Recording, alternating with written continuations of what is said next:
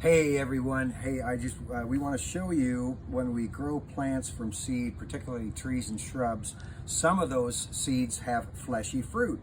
And so I want to show you in here how we clean that fruit.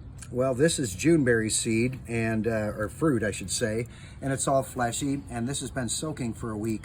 And so if I squeeze that, you can see, oh, there's seeds inside there. But how do I get that seed out of that fleshy fruit really easily? Well, by soaking it, it makes the fruit nice and soft. And you might say, well, that's kind of gross, Bob, getting your hands in there. But first thing I have to do is macerate the fruit. So macerate all this fruit and then, get it all mushed up like this. And yeah, it's kind of gross doing it, but somebody's got to do it. It might as well be me. And then once it's all macerated, then we can pour off that pulp and the seed should sink to the bottom. That'll be the next step. Okay, I mashed all the fruit in here and added a little more water, and you can see, ew, it's kind of ugly looking. You see all that seed though?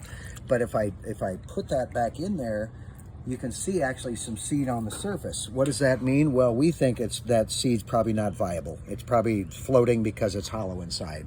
So what we do now, the next step is decant off all the pulp.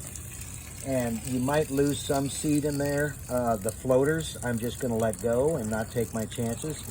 Then I get down to a certain point where there's just, a bunch of fruit left. Then I'll add water again, let the seed sink, and decant that off again. So I added water, poured it off, added water probably 4 times, maybe 5 times.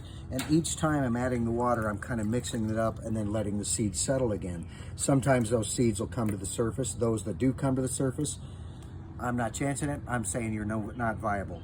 So then when you get to this stage, you just gently pour it off and all the pulp should come away and the seed stays behind. You can see we have just a little bit of pulp left in there. I'm gonna add a little more water.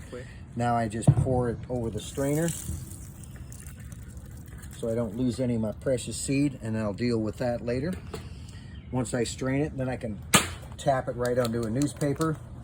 Then I'll tap this onto the newspaper. Come on, little fellas, come on out of there. Don't be shy. Now we've got ourselves a ton of clean seed. Now I can just pick out some of that pulp that's behind, and the reason I put it on the newspaper is I don't want to put it in a bag sopping wet like this. So the newspaper will kind of let the surface of the seed dry, and then it's ready for storage. And then I put it in the cooler and store it at 38 degrees until it's ready for stratification.